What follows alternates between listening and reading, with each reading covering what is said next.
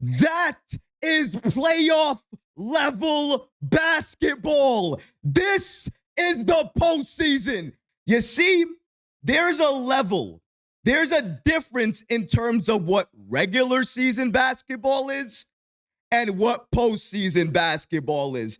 And you see, the problem was the Pistons, who had a lead ending the third quarter, they thought the game was over. They had the lead. Nothing to worry about. There was nothing that was going to happen after the third quarter. You see, that's where the mistake happened, because there's a whole other quarter of basketball left to play. This isn't the regular season. This is the postseason. And that means when the fourth quarter's on, you got to play your best brand of basketball. And how did the Knicks start that fourth quarter? With some of the best level of defense that I've ever seen. How about 29 seconds? How about 29 seconds of Detroit not knowing what to do with the ball? How about turnovers? How about making Detroit look like they were playing a preseason game? Turning the ball over left and right. Steals everywhere. OG Anunoby, his defense. You forgot, Detroit, that you were playing a Knicks team that is battle-tested, has that playoff experience, and will never give up. Doesn't know how to give up. And you know what we proceeded to do? This is what we proceeded to do. Something that the Knicks didn't do all season long. We didn't go on a 10-point lead. No. Not a 10-point straight lead. No. We didn't go on a 12-point run. No.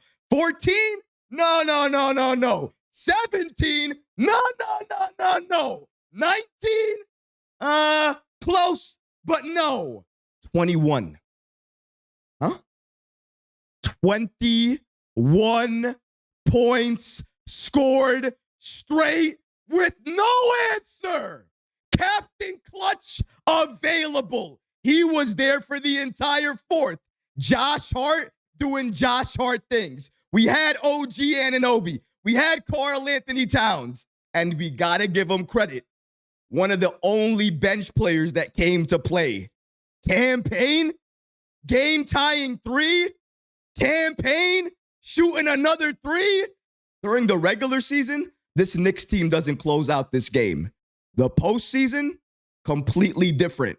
Detroit, do you understand now why Jalen Brunson is the best player in this series? Do you understand why Captain Clutch is a thing? And for some reason, can somebody tell Malik Beasley to close his mouth? You angered Jalen Brunson. You know that, right? You did that. You caused what Jalen did in that fourth. And you caused the avalanche to fall on Detroit. It is 1-0 right now, and we are going to break down exactly how it happened, why it happened, and how this Knicks team did what they needed to do in the fourth quarter, closed it out, and now we lead this series 1-0. And what was that? Hold on. It's so quiet. Hold on. Is that the Pistons fans? I'm sorry. Huh? I can. Huh? Oh, they're just typing on their keyboards because that's all you can do, right? You can't say a word. This is Knicks Nation. Knicks time. Our time. And the post game starts now. If you're enjoying the content, please go ahead and hit that subscribe button. Make sure you have notifications on as well, too. Because if you want to see me lose my mind and go crazy, you definitely have to be subscribed and have those notifications on. Without further ado, let's get started.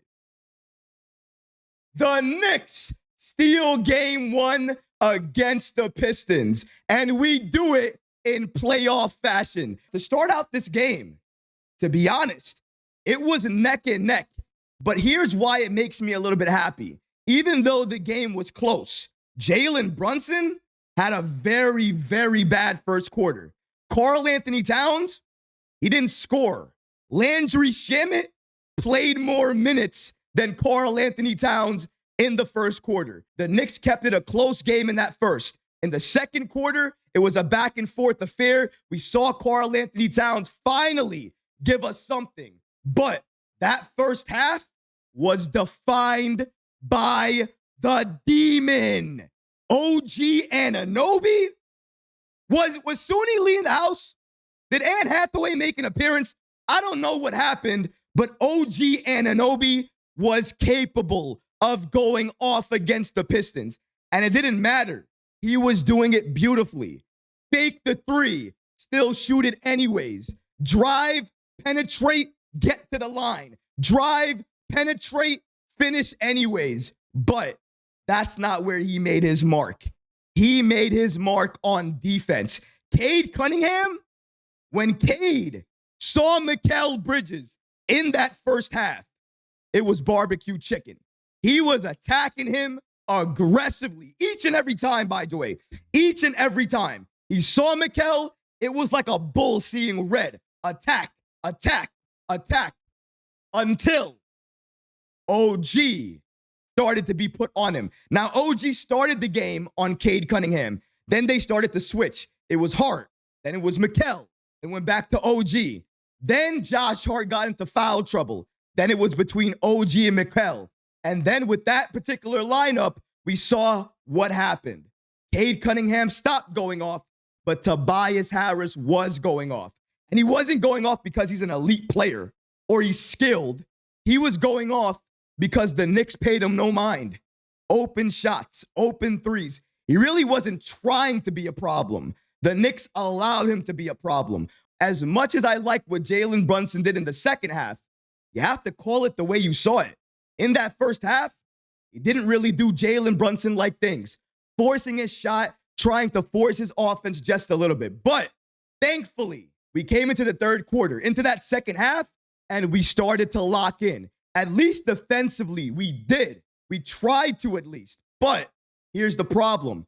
While we tried to play great defense and offense in that third, and we started to get things going, Detroit had an answer. And then they raised their defense, and we didn't have an answer. But Detroit takes their foot off the gas. They stop. They think they have the game controlled, and that's where they lose everything. And that's where the Knicks show you the difference between regular season and postseason. You wanted a war, right? You wanted to go to battle. You wanted to go to war. This is what war looks like. And you know why you couldn't handle it? You know why you couldn't take that next step? Is because you're not built for war. Your leader in Cade Cunningham sets you up for this. He wanted a war, but he doesn't know what war looks like. None of you do. But the Knicks, we know what war looks like. And war looks like a takeover in the fourth quarter. War looks like 40 points on your head. That's what war looks like. You don't know it. You don't know what it looks like. You think you know until you experience it. Until you experience that. And what you experienced was domination, a takeover, a blowout. Shout out to S&Y for giving us the following information here. Final score, 123 to 112. New York, when it matters the most, takes this game. Sure, Tobias Harris had his moments, had his scoring. You know, he scored most of his points in that first half. And then he was a ghost in that second half. Did nothing, just like Tobias Harris always does. But as you can see, quarter-to-quarter breakdown there. Knicks and Pistons, 27-27 after the first. And then in that second quarter, 38-30, game still very close. Third quarter, the Pistons, they take over. And then the Knicks show everybody what playoff basketball means. Jalen Brunson, as the Knicks take game one, ladies and gentlemen. 34 points. Game high, by the way. 23 points in the second half. 8 assists. Shout out to Ian Beasley for giving us the following information here. Strong New York Knicks playoff debut for Karl-Anthony Towns. 23-11, 5 assists, 4 steals, 2 blocks, 0 turnovers in game one. Knicks outscored Detroit by 19 in the fourth. Went on a 26-3 run in the fourth quarter. Jalen Brunson, 34, 8, 1 turnover. He made 10 of his final 14 shots after a 2 for 13 start. So you didn't even get the best version of Jalen Brunson. You got an okay version of Jalen. You got a Jalen Brunson that really went off in the fourth quarter, in the second half. And we did that to you. You still weren't able to beat us. Honestly speaking, this was Detroit's best opportunity to steal a game from New York. What happened today, what happened during today's game, will never happen again. Jalen's going to have that first half again. That's not going to happen again. Detroit's going to play like that with the Knicks not being able to match that physicality. That's not going to happen again. They gave themselves the best chance to steal game one, scoring 36 points in the third quarter, and then gave up. You wouldn't think Karl-Anthony Towns right away with defense, but as you heard with Ian Beasley, he did play defense when it mattered. And Karl-Anthony Towns, first playoff game. I didn't like the first quarter, I can't lie. Hated the first quarter, but 23 points, 10 of 14 from the field, 11 rebounds, 5 assists, 4 steals, 2 blocks. Yes, you heard me right. 4 steals. And let me tell you, ladies and gentlemen, those 4 steals, not all of them, but most of them, they happened in the fourth because Towns was playing the passing lanes, playing his matchup so good. He was never letting up. He was staying in front of his man. When they were going inside the paint against him, he was not seeking help. He was keeping his defender in front of him and not trying to buy them out. Hands all the way up. And that made the difference because in a physical series, if you don't try to foul and you try to do the right thing, you might not get called for it. And in that fourth, say what you want to say, but there is a reason we didn't see Mitchell Robinson. And that was because Karl-Anthony Towns was holding it down defensively, not doing exactly what Mitchell Robinson would do. I'm not going to say he was doing that, but he was playing very good defense. He was stifling inside, playing with his hands up, stealing the ball, getting turnovers, getting blocks, finding players in transition. And that's why Mitchell Robinson was not on the floor. Right there. Towns, his ability to pass, to find players open. Mitchell Robinson is so good inside, so good at rebounding, so good at getting those second chance opportunities. However, his game is a little bit limited after that. Towns, if he can play defense, getting the passing lanes and get that ball in his hands, he's a threat on offense and he can play make, making him more dangerous. That's why that lineup stayed out there in the fourth quarter, because it is dangerous. Josh Hart, it doesn't matter how you start, right? It matters how you finish. Closing out the quarter. One man fast break. He's not tired when everybody else is. He's running in transition, making passes, making plays, finding Jalen, finding Karl-Anthony Towns, finding shooters. The Knicks turned it on when it matters the most. And the Pistons let it all go when they had it. They had it. They had that game until the fourth, until Captain Clutch, until Who else was playing in this game? Oh, yeah. These two wonderful individuals. Cam Payne off the bench, 14 points, 11 in the fourth. 11 in the fourth, including the game-tying 3. 5 of 7 from the field, plus 23 in 15 minutes. The dominance was clear. OG, by the way, guys, 23 points, 7 rebounds, 5 steals, 2 blocks, plus 10. What is that called? Shout out to Knicks Muse. They defined it. That's called domination. That's called dominance. And that is what we saw from OG Anunoby. The way this man plays defense, he is stifling. I know we went to Mikal Bridges in that first half. He did okay. Maybe in the first quarter, he did okay. In the second quarter, you could not put Mikal on Cade. You just couldn't. And we got to be honest here. He was getting cooked. Cade was cooking him. He was dry. And I'm a Mikal Bridges fan, okay? I'm a fan. He looked for that matchup, sought out that matchup, and attacked that matchup. And the Knicks saw it. That's why, what did they do to clean it up? How did they keep that game close? The matchup that I loved. OG and, wait for it, Mitchell Robinson as the helper. So OG is chasing Cade. And then his helper is Mitchell Robinson, who's moving side to side like this. Imagine a big man his side like this with OG in front of your face.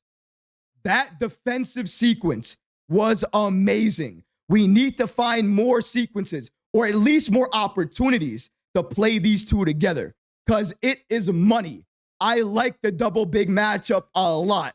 For me, I would use it a little bit more. I think it has clear advantages, but I understand why Tom Thibodeau didn't use it as much. And here's why. If you utilize that lineup, if they go for a block or a steal, or they try to go for a play and they go down, it's automatically, especially against a Pistons team that loves to run, it's automatically 4-on-5. Automatically. You always see it too, because they're running. And one of our bigs are always laboring back. Towns or Mitchell Robinson. That's why you don't see it a lot. And also with Mitchell Robinson, he's not going to play 40 minutes. I mean, he might play 30. He'll play a lot. But heavy minutes, I don't know. And as you can see here, we have the players and some team stats that we can look at for tonight's game. And you know me, I love to break this down. So 9 players used. Bridges, Anunoby, Towns, Brunson, and Hart. That's your starting, right? And then with your bench, you have Robinson, Cam Payne, Miles McBride, Landry Shamet. Funny enough, Shamet, who played the least amount of minutes, was the first substitution off the bench at around the 7-minute mark in the first quarter. So he was the first substitution, but as you can see, he played some in the first, played some in the second, and then really was benched afterwards because he couldn't do anything else. He could not do anything. And that's why the Knicks needed to do something else in the lineup. That's why they had Miles McBride out there. They had Josh Hart before he fouled out. Not fouled out, but, got into foul trouble. And then they had to put OG Anunoby. They had to put in some starters. So they had to put in a couple of other players. However, you see, even though Josh Hart was in foul trouble, they elected to go with Cam Payne, with Mitchell Robinson. They didn't go with the PJ Tucker. They didn't go to Achua or Huck Porty. Shout out to Huck Porty, who is available and active and back. But they didn't go to him. They didn't go to DeLon Wright or Tyler Kolek or Pacome Dadier. They didn't go to any of those players. And again, we're healthy, fully healthy. So they didn't play, not because they couldn't play, because Tom Thibodeau said, you don't need to. So that tells you this is exactly the lineup you are going to see moving forward. And maybe it gets even tighter than that. Maybe it goes to 8 players. Look at the minutes. It was essentially 8 players. Shamit played only 10 minutes. Everybody else, 15 minutes or above. That's 8 players. And that's what we saw here. If we look at the team stats as well, we see the Knicks did very, very good from the field, shooting 52% from the field. The Pistons, they still shot pretty good as well, 47.7% from the field. From the three-point line, we see that the New York Knicks shot 38.5%, and the Detroit Pistons, they shot 46.9%. Way better than New York, and when we get to the amount taken, they shot more threes than the Knicks as well, too. That's a problem, but we'll get there. But here is where New York shined so much. 11 turnovers to 21 turnovers. Now, don't quote me on this. I can't guarantee this is what happened. But I think about 10 of those turnovers happened in the fourth quarter. The sloppiest basketball I have seen from Detroit, maybe all season long. Some of those turnovers unforced. Some of those turnovers because of the Knicks' great defense. So we have to give credit on both areas. But the amount of turnovers, bad plays, bad possessions, bad shots, the Pistons gave this game to New York. Now, New York stole it by dropping 21 points straight, obviously. But Detroit allowed it to happen with no response because they don't know what it feels like. The Knicks, playoff tested, playoff experience. Detroit, when's the last time they've been in the playoffs? 2008? A couple of things stand out, though. Before we go to the shot chart, we got to go to the team stats because when you look at the team stats, at least the full stats, something should stand out to you automatically. And what should stand out to you is the number of threes taken and how many were made. 3-pointers attempted. Detroit, 32, the Knicks, 26. It may seem like a small margin, but 32 threes to 26, that's 6 additional threes taken. Do the math there, ladies and gentlemen. If they make those threes, that's 18 points. That's 18 additional points. We can't allow that to happen. And a lot of those threes, they were open shots. Knicks' three-point defense is a problem. As much as we want to give them praise, we also have to come back to earth here for a little bit. Their three-point defense still is a problem, and the amount of threes that they generate is still not enough. They can still do better. But the other stat that jumps off the page, points in the paint.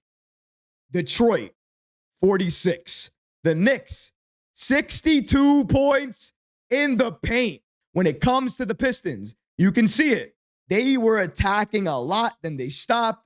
They settled for a lot of jump shots, settled for a lot of threes, and missed a ton of threes, a ton of mid-rangers, and they settled for a lot of shots inside the paint. And you can see why they settled for those shots, because they were good shots. They were able to get those shots. So it's not a surprise to me to see them, or at least see them able to do that and try to attack and get the Knicks uncomfortable. But I don't care that they were able to do that because they did it to a point until they couldn't do it anymore.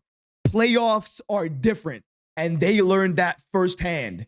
And even though they tried to shut down what the Knicks were trying to do, it didn't matter when the game was on the line and the rosters came face to face. This is playoff basketball.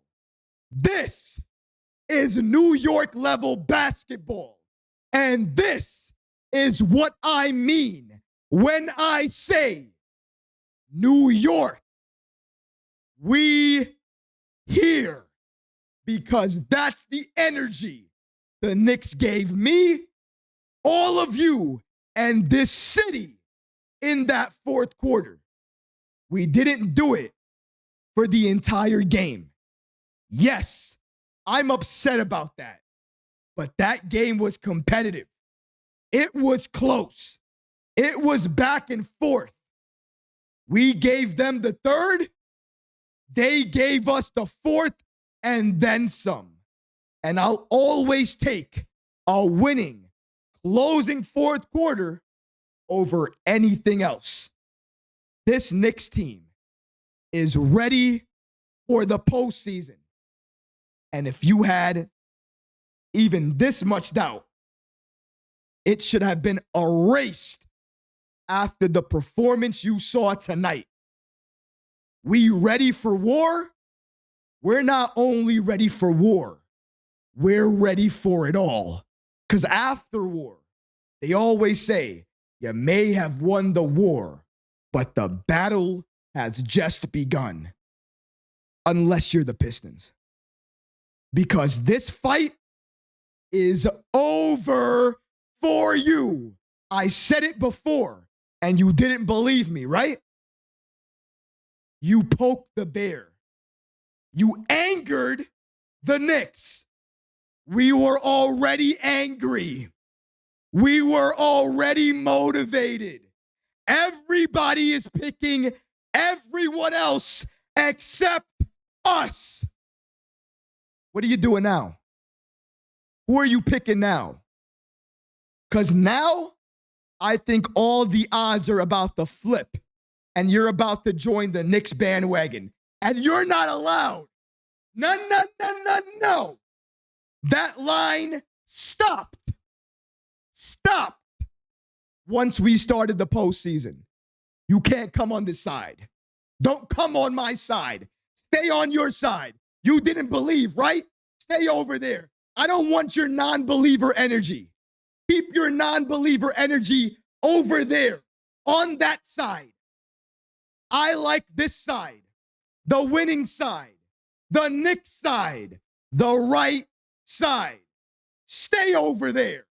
But what about you guys? What did you think about the Knicks dominating the Pistons in that fourth quarter and winning this game 123 to 112? Let me know in the comment section below, guys, because honestly, I would love to hear from you. But that's going to do it for this episode. I hope you enjoyed it. And if you did, go ahead and smash that like button, leave a comment below. And of course, guys, please subscribe to the channel. Until next time, Knicks fans, take care of yourself, your families, and each other. Peace and love.